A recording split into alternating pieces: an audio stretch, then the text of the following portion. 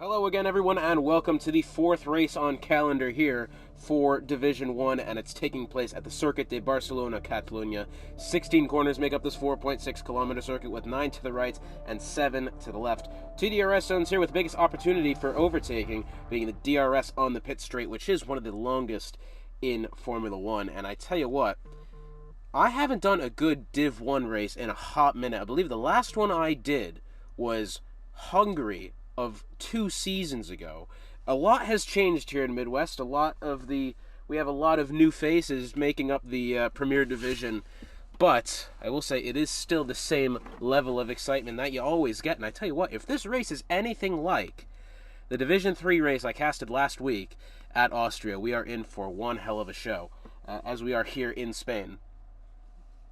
And let's see what the weather is when we get in. I'm hoping it is clear, and it is, which is good news, because then that brings up tire strategy. I do actually somewhat decently hope for dry races, considering at that point we do get to mess about with the strategy calls and whatnot, so it is going to be interesting to see. I don't know. Well, anyways, so as we enter the fourth race of the season, we do have to talk about the Alpine team currently leading the Constructors' Championship with EDA Scornzy, who formerly Mr. Joker, and El Majacco, 2 former champions on the same team. And I tell you what, I'm not going to lie to you, I did write up some power rankings at the beginning of this season.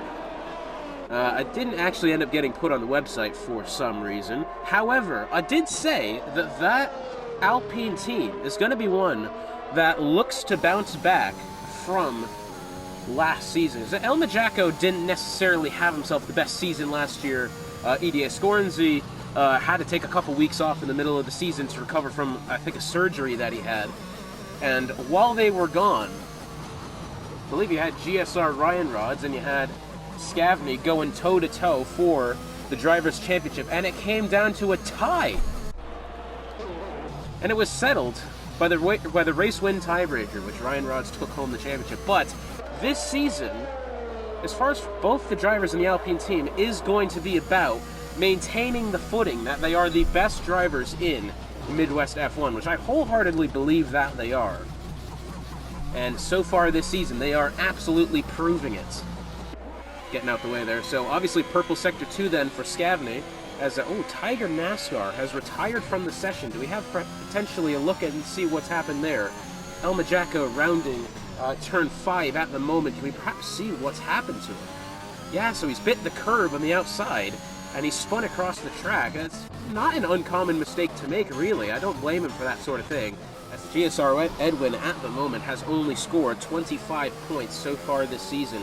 He's definitely looking to get a better runabout tonight, and he really has to as well. These seasons are so short, especially these ones in between games. He's not invalidated there. He's going to keep going. Into the DRS he goes, and it's a 1:17.1. That is currently the best lap we've seen from the drivers on the medium tires. And as I say that, EDA Tros. Have I missed something? Who is that? That, I gotta say, is a name I haven't seen just yet so far. But he's in the Alfa Romeo, and he is currently P3, a 1:16.5. That is a stonking lap there.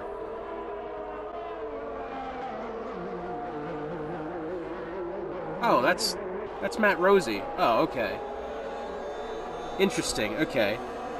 So Matt Rosie, a.k.a. Tros, has gone 3rd so far. Interesting. I tell you what, a lot of these guys, I don't know who EDA is or what they're on about, but they're hogging a lot of our drivers, that part's for sure.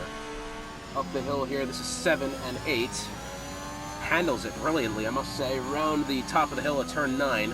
Oh, that one maybe looked a little bit slow there. Big slide from him, able to control it. No purple sector 2, and you have to believe the slide going through turn number 9 has really hindered his lap there. But he has held on to the car, and I tell you what, he still has time left to make another attempt if he wants to. Maybe he's just gonna gun this one. I don't know. He is on the fresh set. It'd be a bit silly not to complete the lap. Around the final corner he goes with the DRS, holding his line nicely. He does improve to P7. That was 0.2 better than his previous lap. Best lap there. Oh, and that is text-to-speech there, and he's gotten away scot-free with that one.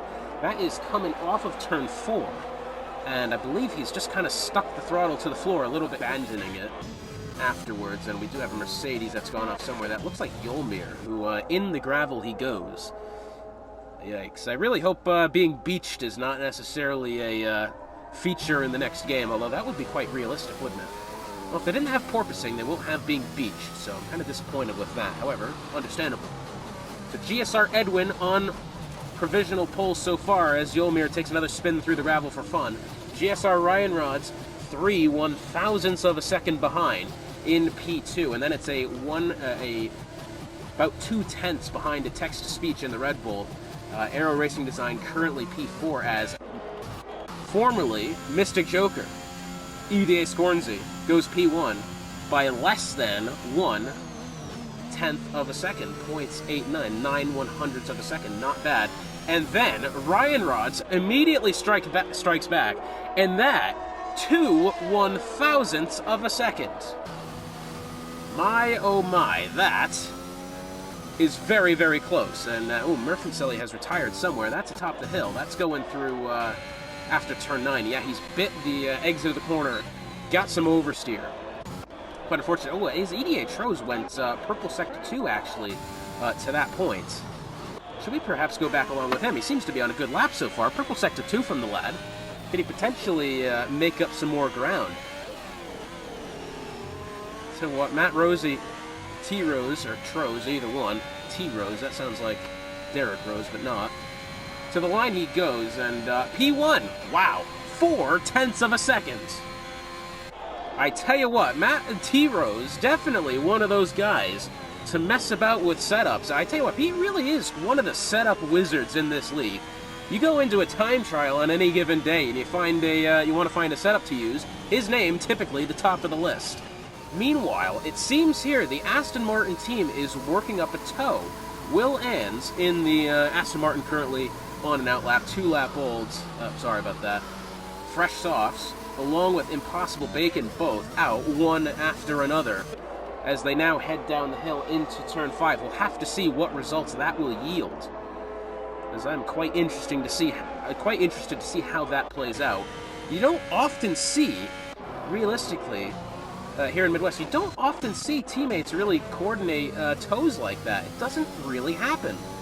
As much as you think. I know that me and Stat in Division 3 last season, we tried to make it work. We could never quite get the timing down. Well, this is the one I'm interested to see. Will Ans and Impossible Bacon, the tow, forming between the two of them as they head down the straight. This is where it's going to be key here. Can they potentially find their way? Will Ans is going to head to the outside. Bacon's going to let off. Will down to the outside. Now Will, is he going to be able to tow Bacon around the circuit now? That has really helped Will, I can tell you that now. That could put him top 10. These tows, when they work, really, really helpful. And look at that, purple sector 1, no, and he's gone into the grass. Oh, and it was looking so good for Will Ans. He went purple in sector 1. So your qualifying order for the Spanish Grand Prix, EDA T-Rose on pole by 1/10 of a second, Scornsey second, Ryan Rods third, Edgar fourth, Edwin, that's going to get confusing, fifth, Text-to-Speech in sixth, seventh is Dace, eighth, Aero Racing Design, ninth is Smith Pell, 10th, Yolmir, 11th, Majako, 12th is Mitch Burns, 13th, Cake Thomas, bit of a disappointing effort from him, 14th, Scavany, 15th, Impossible Bacon, 16th is his teammate of Will Ans in 16th, Super Ninas in 17th, 18th is J-Cast, and then rounding out the field, 19th, EDA Murphinselli, and then 20th is Tiger NASCAR in the Williams. It's been an interesting qualifying session. Let's see how that translates into the race. The lights are turning on here on the pit straight, and we are underway here for round number 4, and it looks like the outside lane of EDA Tros has gotten the better start, but to the inside comes Scornsey down. Is he going to be able to make the move stick? A bit of shuffling about behind, but it looks like all has been cleaned so far, side by side, between the Alfa Romeo and the Alpine, and it looks like the Mercedes of Ryan Rods wants in there as well. Scornsey takes the position to the inside. Tros wants there as well. He's going to switch back to the inside. Side by side now into turn number 4. They still want the positions. Who's going to get the benefit here into turn 5? I really think that Ryan Rod's just holding his breath here, waiting for either one of these guys to make a mistake, and it's still side by side. All level pegging here so far in the first lap, and it looks like at the moment the battle just continues. Up the hill into turn 9, both drivers got to take it slow. Scornsey goes all the way out onto the curbs on the outside. Troes had to stick to the bottom. Ryan Rod's going to go to the inside and then pick up the second position. It's not been the best opening lap so far for EDA Troes. Never mind, he's actually held on to it quite nicely. Nicely done there from him. Meanwhile, this battle has opened the door for both the McLaren and the rest of the grid, really. And already a 6/10 of a second gap forming between the leader of EDA Scornsey and EDA Troes. Back there as we complete the first lap of the Grand Prix, and El Majacco back there in the Alpine. Something has happened with him as he has fallen back all the way from where is it? 11th on the grid down to P20, as GSR Edgar has done much of the same, down 15 spots for him. Not what you need to see there. Doesn't look like too much other action heading up towards the grid. It looks like JCast trying to get to the inside of Will Ans. Wanted the left rear tire of Will Ans to get the gap to the inside. He didn't quite make it happen. As remember, Will Ans is on the hard compound tires. He is going to be at a disadvantage for now, as it looks like, ooh, Scabney's gone off again, and he's hit the inside wall there. Heading down into turn 1, is he going to make it happen? Scornsey's got the line pretty well covered through turn 1, and yes, T-Rose doesn't do it. Okay, that was really close there. Still, side by side now, T-Rose starting to feel maybe a little bit of oversteer there. You saw him try to shake the bugs loose in the car as they head up the hill through turn 3. Around the bend they go. Let's see who's going to be able to get a good launch off the final corner. It does look like Scornsey's got the better of him for now. However, T-Rose does have DRS. He's going to go down to the inside, and he's going to fly past the Alpine here, getting the position with ease, relatively, through turn number 1. But Scornsey is still hanging right there, right onto the gearbox of T-Rose here as they head up the hill through turn 3. Scornsey gets pretty wide on exit. If you perhaps hit into people, then you choose to do it anywhere else. However, here comes Scornsey down the pit straight. How much of a defense is T-Rose going to give him here? Right up to the gearbox. Scornsey's going to go down to the inside. Really did have to expect that there from the Alpine driver. He doesn't quite make mistakes often, and T-Rose really has to be careful, really, to not pile on any potential mistakes. He's got to keep himself calm. Despite losing the position now, that doesn't mean he has to lose it again in the future or lose more. As it looks like Edwin tries to potentially want the inside. Oh, has Majacco gone round? No, that's not Majacco, that's Tiger NASCAR. He's gone through the gravel down there in P16. Oh, we got a car that's gone off in front of who Tiger NASCAR in his own right. Oh, there's Mitch Burns. And can he get to the inside of JCast here? Doesn't quite just yet. I think he nearly had a look there. He's got Super Ninas, Will Ans, and EDA Murfancelli in behind. As the top 5 rounds the top of the hill now. DRS open here for the AlphaTauri of Mitch Burns. Is his teammate going to go to the inside and try to make a move? His teammate's going to go to the inside and try to make a move. Well, goodness gracious, the world almost collapsed on itself, and now we have drivers coming in. EDA T-Rose stays out amongst the chaos. Everybody and their mother followed EDA Scornsey in. He's only got 12 seconds in between himself and first place. It didn't really leave that much of a gap between the top 5 and the 6th place at the time, which was Kate Thomas.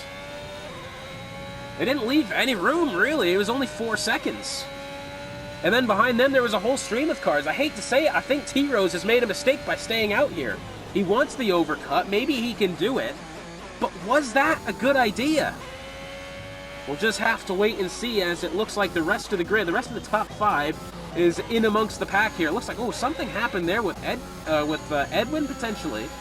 As Scornsey, he wants to get around Edgar here, round the right side. Into the grass he goes. Still wants it round the outside. There's only 2 words I can use to describe that maneuver, and it's testicular fortitude for EDA Scornsey. That was banger.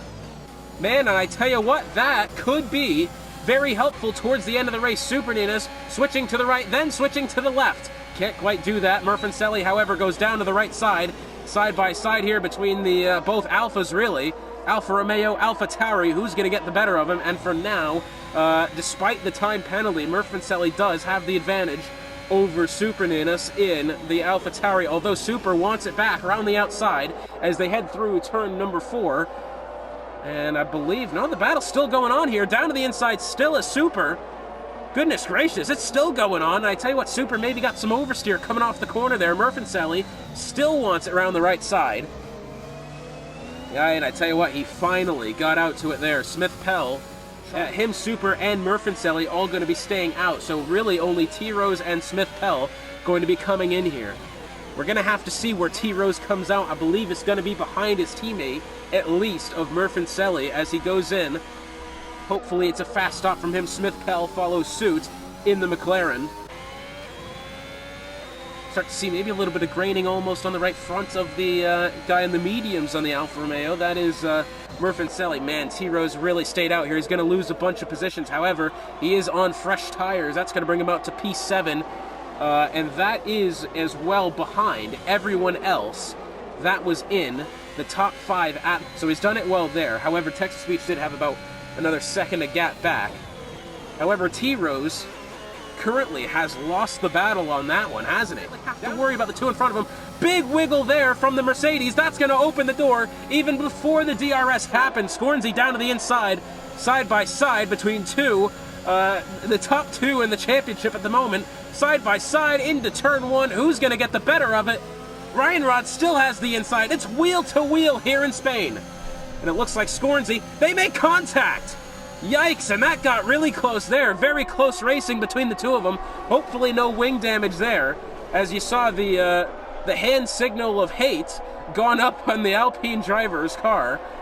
Still side by side. Now this is potentially for the win. 14 laps in, we haven't even been to halfway yet, but this overtake here has so much behind it, has so much implications, not only on this race, but on the rest of the championship as well. We have a car that's gone off. Oh, that's the Alfa Romeo, that's T-Rose. No, and what's happened to him? It's a virtual safety car. He's spun off the track, he's lost his front wing. Oh man, and I just think, as everybody else comes in. Man, and I hate to say it, but I just think that once he knew that he had lost that battle for the pit window, I think maybe the mistakes just started to potentially pile on. Edwin not far behind him. Texas Speech very close to the back of Edwin. We have a yellow flag somewhere. That's Super. That's gone off there. He spun it round, and he's lost his front wing as well. And don't tell me that those are fresh hards. And they are. He's wasted a set of tires there. Got the wing damage. Ay, ay, ay. That was not what he needed there whatsoever. Meanwhile, at the top of the grid, 1, 2, 3, 4, and 5, all within this decent little stretch of each other, within 2 seconds. As it looks like Murfancelli does finally decide to come in. Was that a good idea? I'm not quite sure. As it looks like Ryan Rod's really doing everything he can to break the toe. To the inside goes Scornsy. Is he going to be able to make the move here? No, he doesn't. Ryan Rod's defending really well. Ryan Rod's has really gotten his elbows out here. He realizes he's down, I believe, by 30 some odd points now. And he really needs this result more than anything. Round the final corner, DRS going to be open. The door hasn't quite been opened yet for text-to-speech. He still has to wait for his opportunity. He still has to close in. Ryan Rod's down to the inside. Scornsy around the left. Down into turn 1, and it looks like Scornsy's got the better of him now. Some great racing here. That is really the disadvantage of being P1, is you have to either fall victim to or lead the tire strategy, as Ryan Rods goes round the left side in front of Scornsy heading into turn 1. And he's done him in quite nicely there. And no unbelievable defense from Scornsy. 0.4 of a second in the gap. Scornsy's going to have DRS now. Can he potentially find a move? He is getting ever closer. He's going to switch back to the inside. Ryan Rods really wanted him to go down into the grass there, into no man's land, side by side into turn 1, and Ryan Rods doing everything and anything he can, getting his elbows out to the pit window here, as we do have a yellow flag. That is GSR Edwin. No, and he spun it round, and he's potentially thrown away his podium chances there. Meanwhile, at the top end of the grid, Scornsy still to the back of Ryan Rods. Nothing happening at the moment, although we nearly had an effort. Ryan Rods has position, 0.5 of a second the gap. Scornsy, is he going to make a move here? Ryan Rods to the inside, Scornsy to the left side. Round the outside he goes. Is he going to be able to make it happen? Not just yet, and I believe Ryan Rods does, in fact, defend the position again. But now, is Scornsy going to have an opportunity down to the 4? You haven't quite seen overtakes being made in this section of the track. Scornsy gets all the way down into the grass. He really wants it to happen. Wheel to wheel for a crucial race in the championship here still, as they go through turn 5. And for now, Ryan Rods holds on to it, and I believe Scornsy's going to have to wait for now until they get to potentially the pit straight once again. You're not really going to make many moves through this section of the track. And it looks like Scornsy maybe, is he losing a little bit of time going through turn 9 there, despite him catching back up to Ryan Rods. Maybe had a bit of a misshift there. I don't know. Well, he's still holding on to the back of him here. The gap between these two drivers I don't think has exceeded 1 second at any point aside from when they were in the pit window. That is a statistic they ought to be proud of as they round the final corner now. 0.5 of a second at the line. Is Scornsy going to be able to make the position down into turn 1? He almost had it last time as Edwin picks up 3 seconds for multiple warnings. Round the left side goes Scornsy. This is where Ryan Rods has been able to defend. Is he going to be able to do it again? Wow, and Ryan Rods really just gets better exits of turn 2 there, which is keeping him in the lead. I mean, somebody hasn't had a good race in that time span, that's for sure. Down to the inside then goes Scornsy. Has he got the chance here? Still looking for it. Now Scornsy's going to try the left side. Ryan Rods switches back. And he was able to keep the position again. Catch along with it there as we look back now. Impossible Bacon, can he make a move on Cake Thomas? GSR Edgar getting around Yolmir at this moment in time. Great move there from Edgar. Look at here, here's Dace. Can he potentially get to Smith Pell here into turn 4? He's going to look for the inside. Smith Pell is going to be forced up the track just a little bit. Maybe a bit of a slide. This is what Will Lands is hoping for, that these two battle. Oh, contact to the inside of Smith Pell goes Dace. Somehow nobody went around there. That was a decent bit of contact, I believe, in real life. Oh, and there it goes. And that's what I was hoping wouldn't happen. 0.5 of a second separating P1 and P2. Is Scornsy going to make the move this time? He's going to have to make it very soon. Is it now? Nah, not yet. Really patiently awaiting his turn is EDA Scornsy. He's had his tries into that turn 1 again, and through turn 2, GSR Ryan Rods was able to escape the clutches time and time again. Does it come down to Scornsy having to make that move, that dive down into turn 10 on the final lap with the DRS? Does it have to come down to that? Because if he doesn't overtake him on the pit straight, he's going to have to, realistically. That final lap comes about, and Scornsy hasn't overtaken him by the time they get out of turn number 2. It really is going to be Ryan Rods' race to lose. Through turns 13, 14, and 15. Are they going to make mistakes here? Scornsy got a little bit slow going through turn 14. Round the final corner they go. Final lap of the Grand Prix, and it's 0.7 of a second down the pit straight. Scornsy, I don't think he's going to have the chance. He's using the overtake button. Is he going to make the dive into turn 1? He's not going to have the time. GSR Ryan Rods has to hold on here. He has to close off the dive into turn 10. Is he going to be able to do so? 0.3 of a second the gap now. Can he find the move down to the inside? He doesn't quite yet. Still doing everything he can. to be patient. This is where Ryan Rods, you've seen him start to get out to the lead as the final couple corners. Heavy on the brakes there, both drivers. Scornsey still to the back of him. Less than 0.4 of a second up the hill. That might be enough to make an overtake happen. Very smooth here from Scornsey. He might be able to make the move here into turn 10. He's going to have the DRS. He's got somewhat of an overtake button left. Is he going to be able to make it happen? Looks to the inside and he backs out of it. Man, and I think that may have been the good thing to do. Had he committed to that move, he would have gone careening into the side pod of GSR Ryan Rods. Now, is he going to be able to make something happen coming out of the final corner? I'm not quite sure he will. Ryan Rods has played it excellent all day, defending as much as he can. The Mercedes Minister of Defense, GSR Ryan Rods, comes out the final corner and wins the Spanish Grand Prix, and that has significant implications on the rest of the championship there, because that very well may turn the tables on EJ Scornsey heading in to the middle of the season.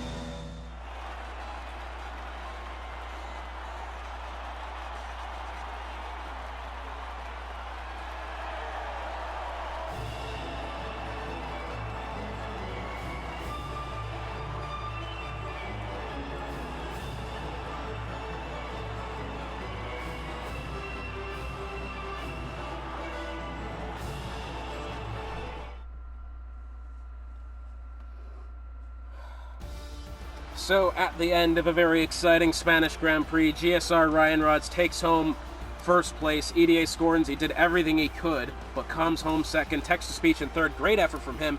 Edwin comes home fourth. Impossible Bacon up from 15th on the grid, comes home fifth. Cake Thomas up from 13th on the grid, comes home sixth.